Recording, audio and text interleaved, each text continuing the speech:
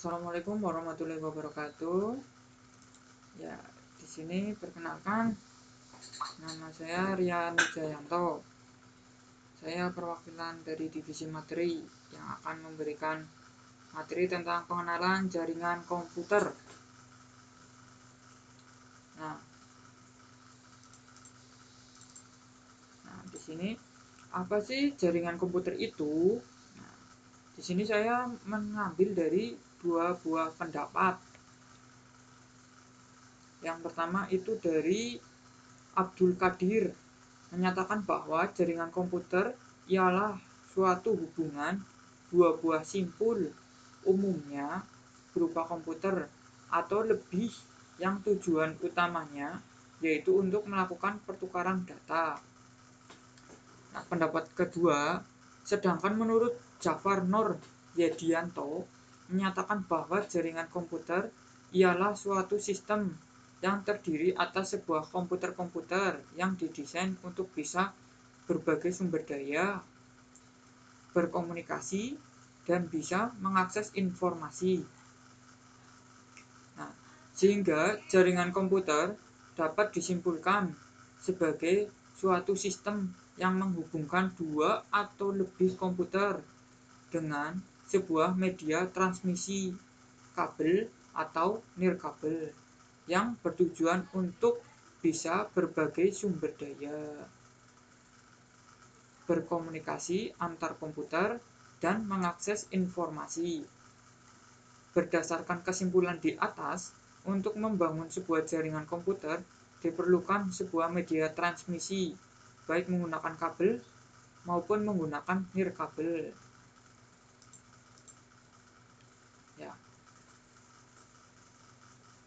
Di dalam modul Cisco Networking Academy, komponen jaringan terbagi menjadi 3 bagian. Yang pertama, end device. Yang kedua, intermedia device. Yang ketiga, network media. End device atau dikenal dengan istilah host merupakan perangkat yang digunakan oleh pengguna tempat asal pesan informasi atau bisa pesan informasi itu diterima. Data atau informasi dari host mengalir melalui jaringan dan tiba di host tujuan. Beberapa contoh end device yaitu komputer, 2. Printer wifi, 3. Telepon VoIP, 4. Telepress endpoint, 5. Kamera pengawas, dan perangkat pengguna bergerak seperti smartphone, tablet, dan PDA. Untuk dapat berkomunikasi antar host atau dengan host lainnya, setiap host diidentifikasikan dengan sebuah IP address atau alamat. Saat host memulai komunikasi, host akan menggunakan alamat dari host tujuan untuk mengirim pesan atau informasi. Intermediary device, perangkat perantara, adalah perangkat yang menghubungkan antar dua host atau lebih dan pengelola data yang mengalir pada jaringan komputer. Adapun bentuk pengelolaan data oleh perangkat perantara seperti regenerasi dan kirim ulang sinyal data, menyimpan informasi tentang jalur apa yang ada di jaringan, memberi tahu perangkat lain tentang kesalahan dan kegagalan komunikasi. Nah, terus network media, media jaringan, komunikasi antara host dan dengan melintasi jaringan melalui media yang memungkinkan pesan, data atau informasi untuk dikirim dari sumber ke tujuan.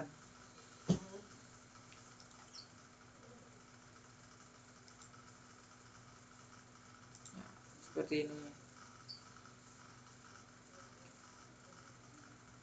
Media tipenya itu bisa terbagi menjadi 3, yaitu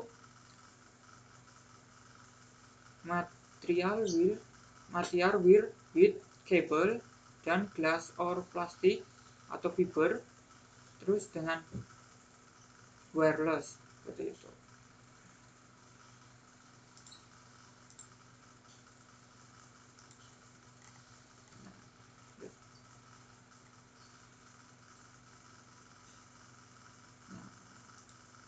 Nah, di sini kita akan membahas tentang media jaringan. Di sini jenis kabel jaringan yaitu ada UTP atau Unshaped Twist Pair Cable dan STP atau Shield Twist Pair Cable dan Coaxial Cable. Karakteristik kabel tembaga yaitu yang pertama murah, mudah untuk menginstal, resistansi rendah untuk arus listrik, jarak, dan interferensi sinyal. Seperti ini, kabel UTP. Nah, seperti ini kabel UTP, dan ini bawahnya kabel STP, Shield Twist Pair, dan Coaxial Cable.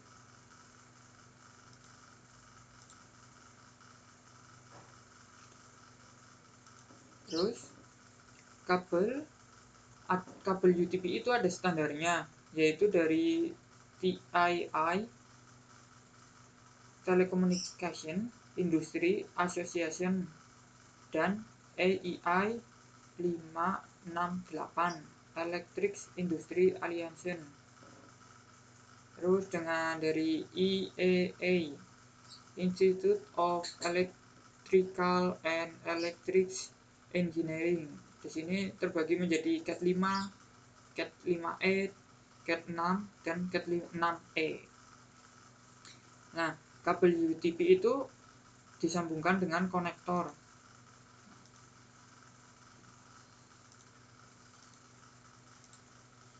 Seperti ini konektornya. Nah, kabel UTP sering dikombinasikan dengan menggunakan resistor jack 45 atau RJ45 sebagai konektornya. Nah, di sini ada jenis kabel UTP. Yang di sini maksudnya jenis itu tentang rangkaian kabelnya, yaitu ada rollover dan crossover, atau bisa straight dan cross, bisa disimpulkan seperti itu.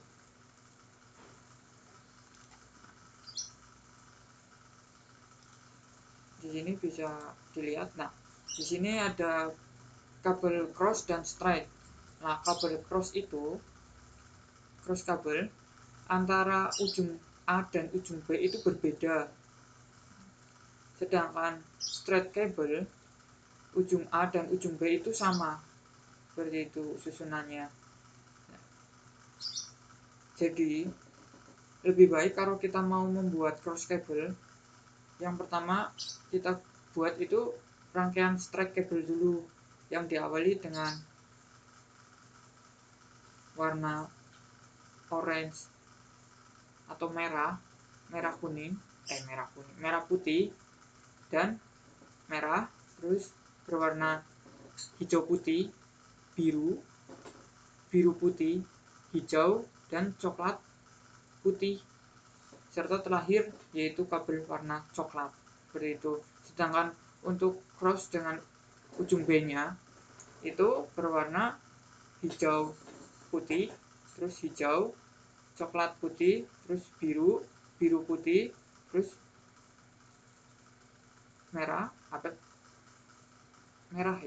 orange, terus coklat putih serta coklat, seperti itu. Nah, ini untuk cross cable. Sedangkan untuk straight cable itu ujungnya sama, tinggal disamakan aja dengan ujung A yang pada cross cable, seperti itu.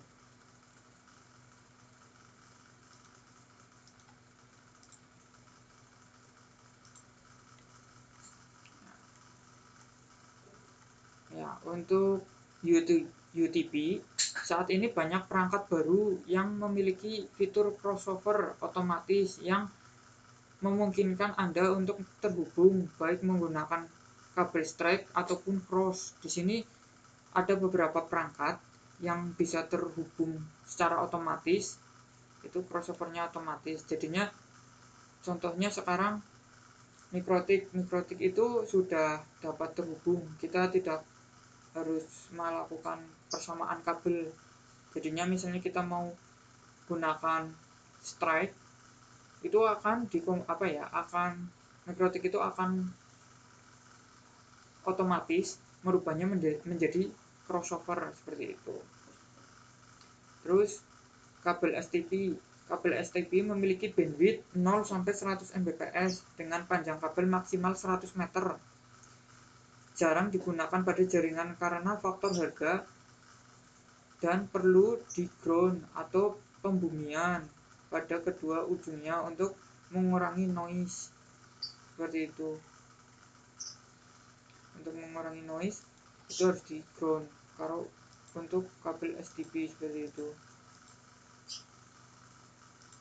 Terus di sini ada kabel rollover. Apa yang dimaksud kabel rollover? Biasanya digunakan hanya untuk convert dari DB9 port serial atau PC ke port konsol, menghubungkan switch manageable ke PC dan PC ke router seperti itu. Sekarang kita beralih ke kabel fiber optik. Di sini kabel fiber optik itu tangannya serat.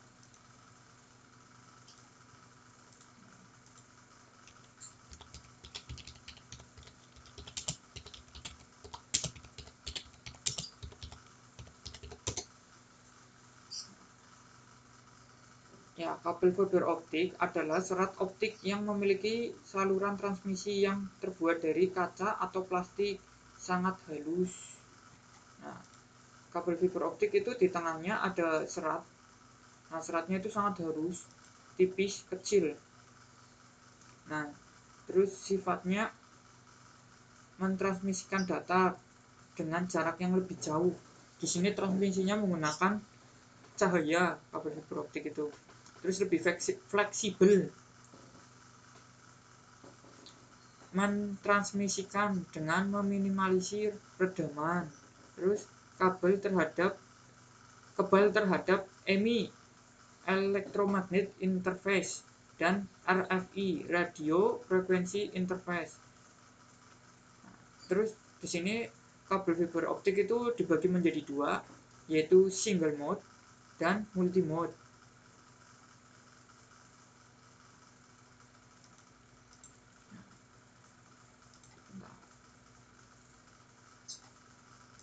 Bisa dilihat. Di sini yang dimaksud dengan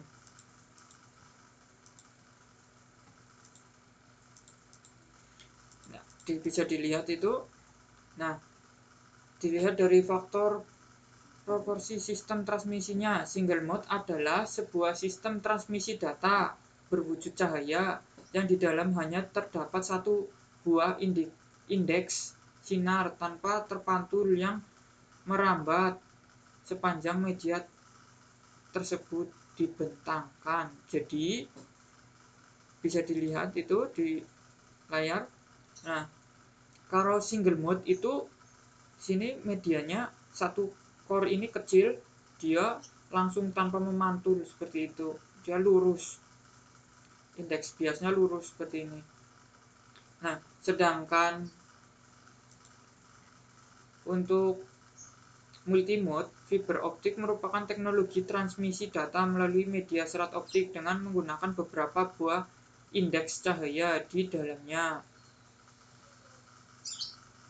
Cahaya yang dibawanya tersebut akan mengalami pemantulan berkali-kali hingga sampai di tujuan akhirnya. Sinyal cahaya dalam teknologi multimode fiber optik dapat menghasilkan hingga 100 mode cahaya. Ini bisa dilihat itu bisa lebih dari 100 mode. Itu multimode itu bisa, jadinya dalam satu core itu bisa memantulkan banyak sinar seperti itu.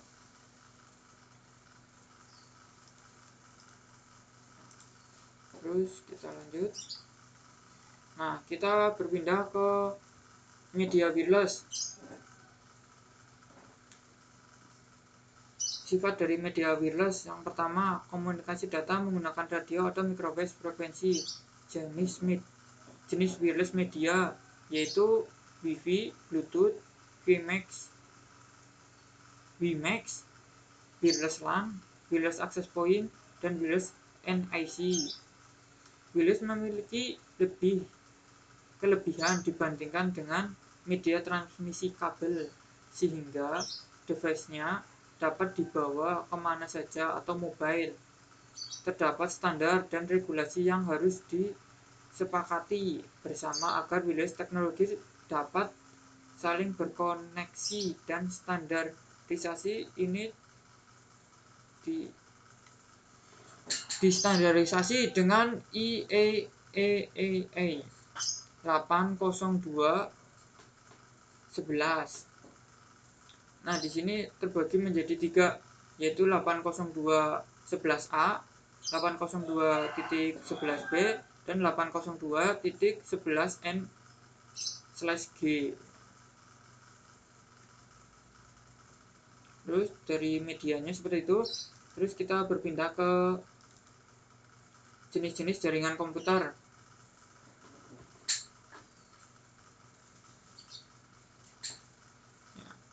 Berdasarkan ukurannya, yaitu yang pertama ada small home, jaringan rumah. Jaringan ini menyambungkan beberapa komputer satu sama lain dengan intranet. Terus SOHO, small office atau home office, disingkat SOHO. Jaringan ini memungkinkan komputer di dalam rumah atau kantor jarak jauh untuk terhubung ke jaringan perusahaan, seperti itu. Medium layer, jaringan menengah hingga besar. Jaringan terdiri dari banyak lokasi dengan ratusan atau ribuan komputer yang saling terhubung. Terus World Wide Networks, jaringan ini menghubungkan ratusan jutaan komputer di seluruh dunia yang lebih dikenal dengan istilah internet, seperti itu. Nah, di sini untuk berdasarkan media jangkauannya, yaitu bisa dibagi yang pertama LAN, Local Area Network. LAN atau infrastruktur jaringan yang menjangkau area geografis yang kecil. Jadi dari router ke switch terus ke komputer, itu termasuk jaringan LAN atau jaringan lokal. Terus jaringan WAN, Wide Area Network. WAN adalah infrastruktur jaringan yang membentang area geografis yang luas, seperti itu. WAN ini, jadi perbedaan antara LAN dan WAN, yaitu LAN itu interkoneksi perangkat akhir di area terbatas, dikelola oleh satu organisasi atau individual. Provide high speed bandwidth to internal device, jadi untuk device internal semua. Kalau WAN itu interkoneksi LAN di wilayah geografis yang luas, bisa dikelola oleh satu atau lebih media layanan. Nah, terus biasanya menyediakan tautan kecepatan yang lebih lambat di antara LAN, seperti itu. Jadinya antara gabungan antara LAN itu menjadi WAN, seperti itu. Misalnya LAN di gedung 1 dan LAN di gedung 2, seperti itu, dijadikan satu, itu namanya WAN, seperti itu. Nah, di sini ada namanya internet. Internet adalah koleksi LAN dan WAN yang saling terhubung di seluruh dunia. LAN terhubung satu sama lain menggunakan WAN. WAN dapat menggunakan kabel tembaga, kabel serat optik, dan transmisi nirkabel. Internet tidak dimiliki oleh individu atau kelompok manapun. Kelompok-kelompok berikut dikembangkan untuk membantu mempertahankan struktur internet, yaitu IETF, dan saya bisa, terus be. Nah, terus keempat, internet dan extranet. Internet adalah kumpulan pribadi LAN dan WAN internal internet untuk organisasi atau perusahaan yang dimaksud hanya dapat diakses oleh anggota organisasi atau orang lain dengan otorisasi. Organisasi atau perusahaan mungkin menggunakan extranet untuk menyediakan akses ke jaringan mereka untuk individu yang bekerja untuk organisasi lain yang membutuhkan akses ke data mereka di jaringan mereka, seperti itu. Ya, seperti itu saya menjelaskan di bab 1. Ya, terima kasih, di sini bab 1 sudah selesai, seperti itu. Terima kasih. Dilanjut ke bab 2.